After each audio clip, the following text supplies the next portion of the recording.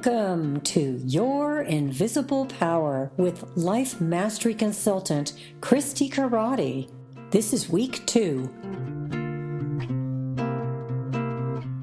Okay, hello and welcome. This is week 2 of Your Invisible Power. I am so excited about the content, and I'm so excited about this work working in my life. You know, I go around and round and round, and, you know, it is kind of amazing to me how I take a deeper dive, a greater understanding, and it's things I've heard before. And I've done that. Like I talked about the empty teacup last week. You know, we really want to have an empty teacup and try to listen to things with beginner's mind. And that's what we're doing today as we move into week 2 of Your Invisible Power. So let's start with our gratitudes and our proud-ofs. My gratitude, first of all, is that I have vacation coming up. I will be broadcasting my call from Seattle, Washington. So I'm very grateful also for this technology that we have that ability to do that. So I'm very grateful for that. And I'm very proud of the work that I'm doing in my work. I did have kind of an interesting little hiccup when Aaron headed off to college and the space was empty, although there wasn't any empty space. But my heart was a little bit empty, I suppose is what it was. And I just went, I don't know what I want. I've been planning this all along, and who knows what's up. But I'm just proud of the work that I'm doing, and you guys will see some of the results of that because I have some great things coming up. So let's take a moment for your gratitude, proud of. And just go ahead and sit in the silence. Write down your gratitudes and proud of.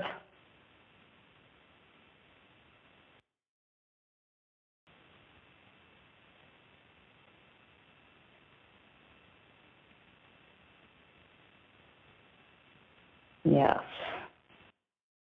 Here we go. This is week 2 of Your Invisible Power. My mind is a center of divine operation. The divine operation is always for expansion and fuller expression, and this means the production of something beyond what has gone before, something entirely new, not included in the past experience, though proceeding out of it by an orderly sequence of growth. Therefore, since the divine cannot change its inherent nature, it must operate in the same manner with me. Consequently, in my own special world, of which I am the center, it will move forward to produce any new conditions, always in advance of any that have gone before. So this is, in my book, is on page 52, and in the blue and white book, it's on page 32. This is what I introduced you to memorize, or at least have available to have in your mind all the time. My mind is the center of divine operation. And this is a key piece to this book. And so you want to maybe put that on an index card or mark it in your book and carry it around you. You know, the book is really little. You can carry it around with you all the time. This is a gold field. A lot of riches in here, and so we're just touching on it. And I've gone through this book with my mentor and teacher several times and on my own, and it's just so valuable. Okay, today we're going to talk about action. So last week we talked about vision and blueprinting, but I'm going to highlight some things about Chapter 6 and Chapter 7 right now. So we're just going to highlight a few things about visualizing. Now, visualizing, as Genevieve talks about it, is not the normal wishing. You know, when The Secret came out, that movie, people just thought, oh, all I have to do is think about it and it comes true. Oh, all I have to do is make a vision board and it comes true. That's just the first step. That's the beginning of the action. And so it's not about wishing.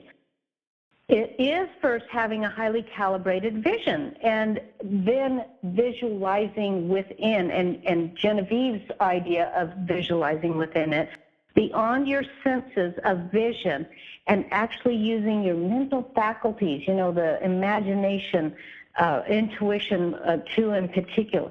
So you want to 5-sensorize your vision, and she talks about that in chapter 6.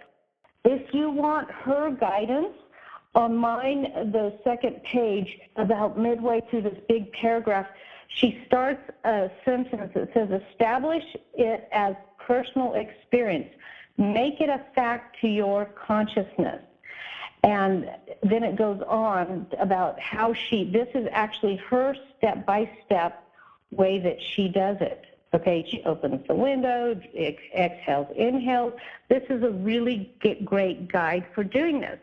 And then she has this wonderful affirmation down here. There is but one life, one substance, and this life substance of the universe is finding pleasure in self-recognition in you. And if you say it for yourself, or in me. And, if you've started keeping a hip pocket list of replacement thoughts, there's a great thought to put on that list. On the last part of chapter 6, she actually uses the house as a metaphor, and you can read that, and it's really wonderful. It's what I did with my beautiful kitchen. And so these are ways to visualize. And her method of visualizing is more detailed, more in-depth than our kind of normal understanding of visualizing. Then I'm going to quickly go through chapter 7. This is using your thought power for the production of new conditions, but I'm just going to highlight, there's 7 principles in here, and I'm just going to highlight these very quickly. So the first one is know exactly what conditions you want to produce. So exactly, right? And yes, we've talked about it can change. It's not written in concrete, but the more specific you can get, even if it's going to change down the road, the more the universe can respond to you. The more these principles, and it comes back to my kitchen. If I would have said beautiful kitchen, it would not have been purple. I had to say beautiful purple kitchen. Okay, and I also didn't want it icky purple, too much purple, so it's beautiful and elegant. And then number 2 is that your thought goes into creative action of spirit. So your thought, whatever your thought is what you want to have available to go into creative action of spirit. Number 3 is about carefully being a guard of your thoughts. And that kind of relates to number 2. You want deliberate thoughts. Don't let those other thoughts pass the portal of your mind, because they will, with sustained time, they will become your experience. And that's actually the life you're living right now, is those sustained thoughts. Number 4 is just that there is this differentiated stuff, right, that has no form in it. Okay, and so through the power of your thought, you are creating form in that differentiated stuff. And one of my favorite TV shows is Star Trek. And there's one episode where Captain Picard on the ship, The Next Generation is my favorite, by the way, and on the ship, there is some kind of alien that's taken over, or undifferentiated stuff, perhaps, that's taken over the ship, and anybody's thoughts that they think start showing up, right? And so their fear thoughts are showing up. Oh, there's fire, and I can't cross to the other side of the hallway because there's a fire. And then the more there's fire, the bigger their fear grows, and the bigger the fire builds up.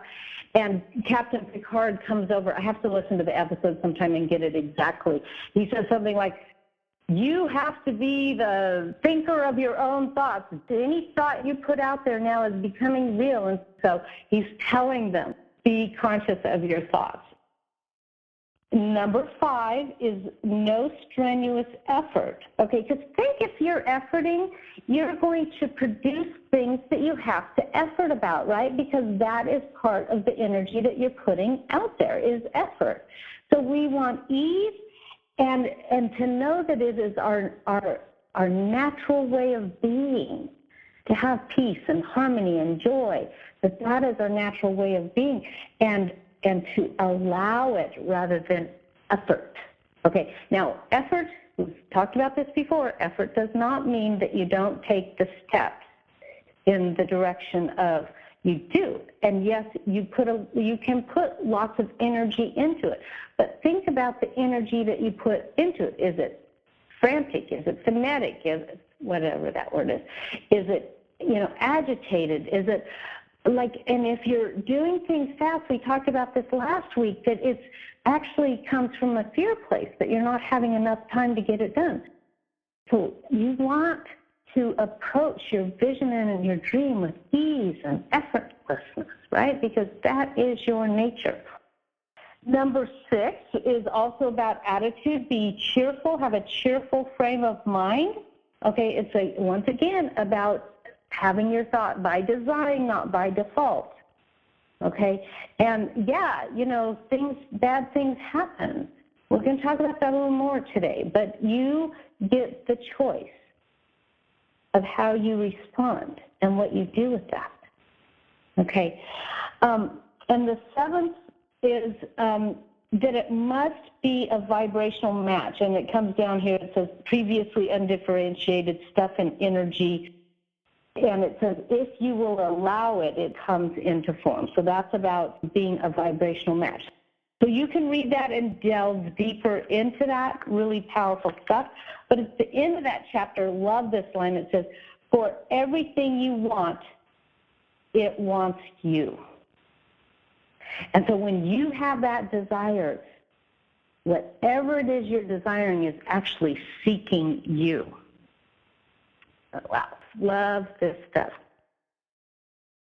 Okay, we are moving into action, and this week you'll read through Chapter 9 and Chapter 11. Okay, there's some stuff in between, and I'm going to touch a little bit on that stuff, but really to look at the idea of action, you want to read this week up through Chapter 9 and then Chapter 11, and then we'll cover the in-between stuff next week. Okay, so now on to action. The first action step is creating that vision. And the second action step is reading it as if every day. Are you doing that? Okay. Although next week we'll be going into Genevieve's story about becoming the only student of Thomas Troward, I'm going to give you some information so you get a little piece of the story right now, just so that we can talk about action and how to look at her deciphering of the action that it takes to create our dreams. So her husband died, and he left her a nice stipend, and by all outside appearances, she should be content. She should have been, but she wasn't, okay? And this is where looking at our discontent is such a valuable tool. It's part of our personal guidance system, our PGS. I mean, she could have just, oh, well, I'm unhappy, blah, blah, blah. So lovely tea parties were not fulfilling her, and she went out in search of what was missing, where her discontent was, and she came upon the writings of Thomas Troward. Now, Thomas Troward was a judge. First, he was a judge in India, and actually at this point in time, he had moved back to England, and he started getting interested in the power of mind and how it worked with creating things in our life. And why he got interested in this, he was actually at a hypnotist show and saw somebody's mind being hypnotized, and he started getting interested in that, and this is where his work came from. Now, we're not going to go into Chapter 15, but I want to, just a little bit around this, we'll come back to it, but the title of Chapter 15 is How I Attracted to Myself $20,000. Okay, now note how that's said. She decided she wanted to go to England to study with Troward. We'll get more into that story next week. But now, even before she knew if he took students or if he would take her, if she could work with him or anything, she took steps. She decided for a dream. I think I mentioned this before, but I actually wrote it down. I go back and listen to the recordings of my teacher and mentor all the time, and there was one point in time that she spoke, several times actually over the course of the last few years, that she spoke to me, and I actually downloaded that part of the recording. And basically it started it by saying, somebody believed in me enough to support me and blah, blah, blah, blah, blah. And she said, oh, Christi Corradi, that is not an accident. You had to believe in yourself enough. You had to have the right mindset. You had to have the decision point. And then she said, all of us could build a stronger understanding, and she said herself included, and I say myself included, of a deeper relationship with this power called decision. That's why we're spending 3 months on this. This is powerful stuff about deciding. So even before she knew if she could go or not, she designed her dream. And she designed her dream so much that she outlined it, she imagined it, and she had a great passion for this, and enough to know that she could generate $20,000. Now, what's really interesting about $20,000, okay, and she talks about how I attracted to myself, not how I made, not how I created, no, how I attracted to myself $20,000. Now, in 1920, I went to the calculator and calculated $20,000 in today's dollar is $250,000. She had enough passion behind her dream to generate $250,000 to go on this trip, right? Now, who on this call has enough passion to do whatever it takes to generate, legally, to generate $250,000 for your dream? I hope you're all raising your hands, and if you're not, you're practicing believing that. You're practicing putting that on, right? And later on, she hit another apparent block in fulfilling her dream. We'll talk about that next week.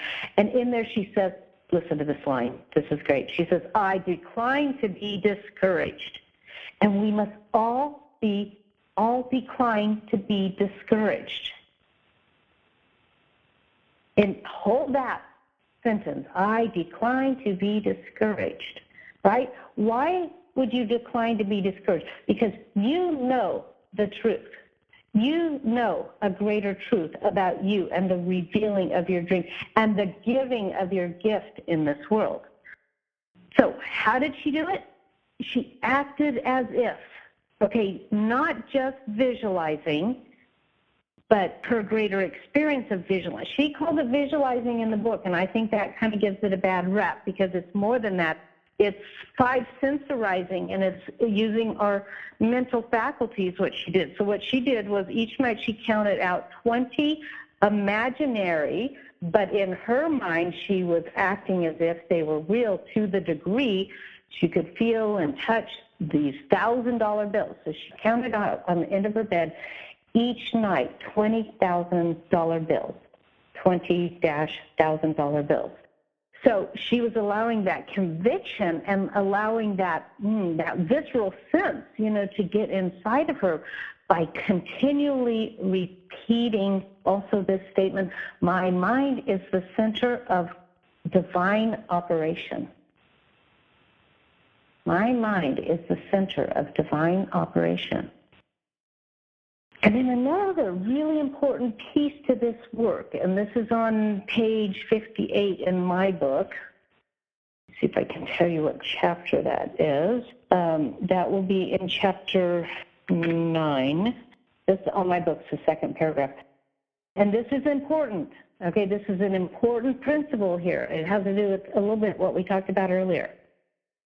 She says, at first it took great effort not to be excited. I mean, why wouldn't you want to be excited, right? No. It all seems so wonderful, so glorious to be in touch with supply.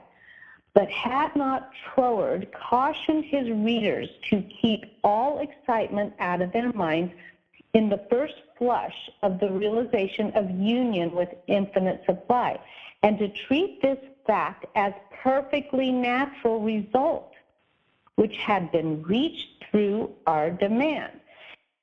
She says, this was even more difficult for me than it was to hold the thought that all the substance there is, I am. I, the idea, am the beginning of all form, visible or invisible. We want to act as if it's perfectly natural. So yes, celebrate our freedom. Yes, celebrate the turning of the page. Yes, celebrate the realization of these things. But you want to have a vibrational match of what I would call more enthusiasm and joy and gratitude than of excitement, because excitement has this tone of it not being normal, right? And we want to ask ourselves, do we feel as if our vision is normal? It needs to feel normal within us all the time. I am the woman who is on the Italian Riviera, facilitating glorious, opulent retreats that serve people, nurture their soul. La, la, la, la, la, la, la, right? That is who I am.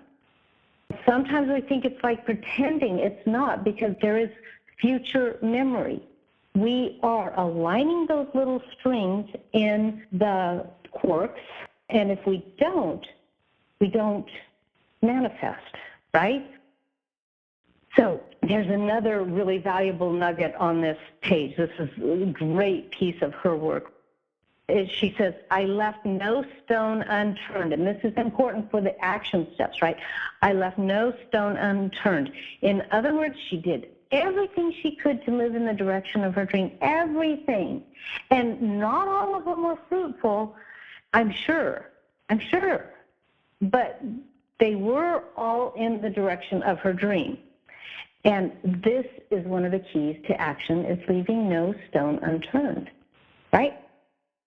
Some of you have done this, I know, because you've reported back to me, right? So let me give you a few definitions of words that you're going to come across. They're kind of fun and interesting. One is, she calls it a power germ, and then she goes on to talk, if you want to create joy. I like to think of it as a joy germ, but think of a germ, right? And this is why I like the word visceral, right? It's like you want to have the equivalency of something that's going to get inside of you and consume you, that's going to be passionate enough to push you through the difficult times and the difficult days, and that are going to remind you to say, I decline to be discouraged, right? And another word, I'm just telling you some of these things as you do your reading this next week. She uses the word best self. Okay, and what is our best self? Now, our best self is not never doing it wrong. In fact, didn't I mention under leave no stone unturned? There will be mistakes. There will be times that things don't work. Fortunately, we have our own personal guidance system to say, oh, that was just not it, and then we move on. And it doesn't mean we are never lazy. It's only the spin we put on lazy, right? Maybe it's resting, maybe it's downtime, it doesn't mean that we never fail. It only means that we're always stepping in the direction of creating a life of freedom, of giving our gift in the world. And then she uses the word thought words. Okay, and I just want you to pay attention to the idea that there is no difference between the words we put out in the world and our thoughts. If it can cross our lips, then it can create into form. Okay, even if I didn't mean that. That wasn't what I really meant. And of course, we're talking about sustained thought, right? Sustained thought is so important. But just a reminder, we don't have the luxury anymore. Actually, when you begin to understand these things, it starts happening quicker, the good things and the bad things, right? It's like it becomes more sensitive, the invisible power, the principle, to become more sensitive to things happening quicker.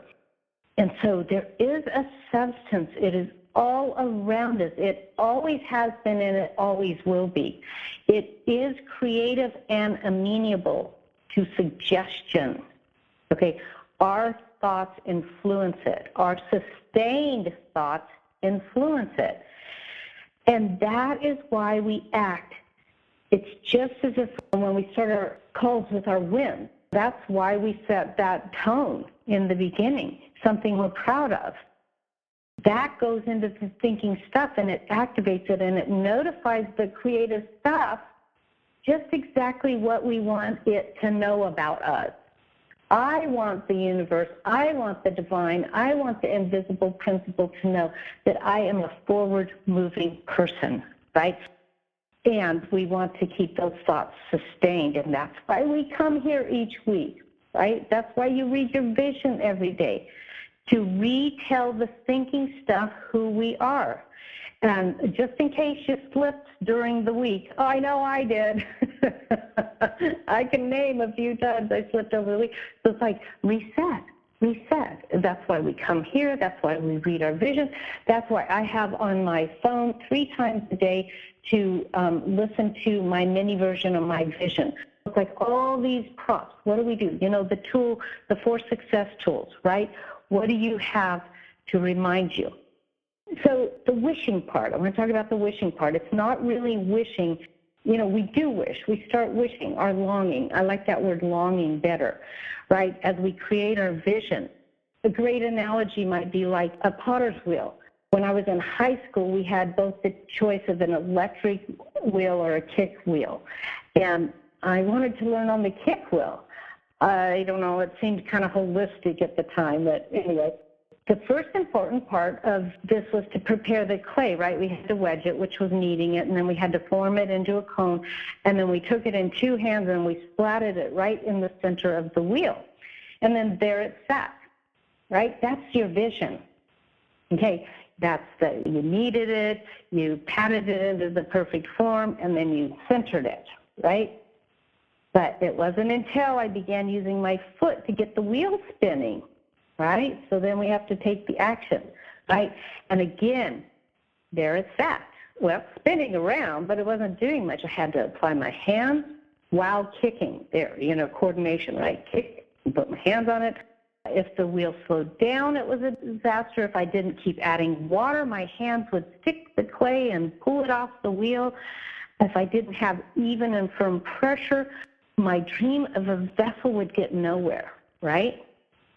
So the dream, the visualizing, that's important first step, first action step.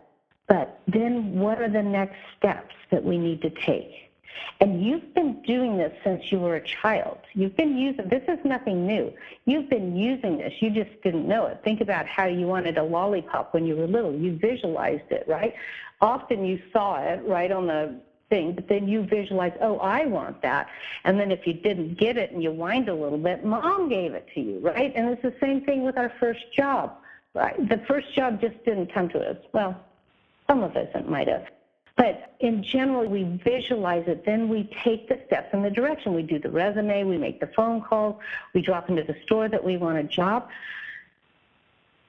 But this principle is very deep, and now that we know it, we are learning about it, we can use it. And more importantly, it's what not to do when we understand that the principle is always at work. We stand guard at the portal of our minds. We must not let anything unlike our dream to cross that portal. We must be vigilant. So I know the questions that come up, what do we do when some circumstances come knocking at our door? Well, we have tools for those. Those Erase for Success, you pull out the board and you check in with your feelings, your facts, and your truth. And this tool neutralizes your energy, the spin on the fact of the thing, right? Then you can make a more conscious choice about the fact. And you get to choose the spin on the conditions, okay?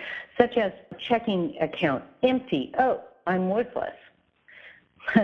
Cold got in my head, oh, I'm not healthy. The rigor is to let the fact hang out in a very small part of us. So this is a tool for you. Let those facts hang out in a very small part of us and grow and feed and pay attention to a greater truth.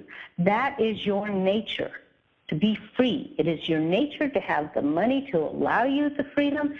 And even if you have a cold, your body is wellness. In fact, well enough to allow you to have and heal a cold. And berries, right? Enough wellness to heal from this wonderful experience, this healing journey that he's going through, right?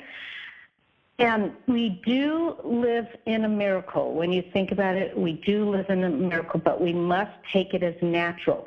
And that's why Troward and Genevieve both didn't let themselves get excited. They understood the purpose of it being natural. It is my nature. Whew. Just to recap the action steps. Okay, create a vision. Now, why do we create a vision? You really can't match a reality frequency if you haven't dreamed it up, right? Okay, and that's the first step, is to create a vision. Second is to act as if. Third is to take steps in the direction, baby steps. Even baby steps will get you up to Mount Everest. And number 4, all thoughts and words must match. And they must match your dream, the vibration of your dream. And 5, sustained thought. That's important, to have sustained thought. Your vision every day, coming onto these calls, checking in. So, inspiration without action is merely entertainment. So act towards your dream today, okay?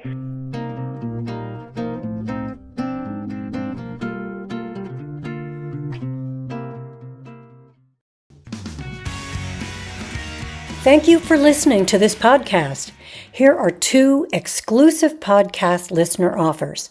First, for a limited time, podcast listeners can work with Christi in person at a deep discount.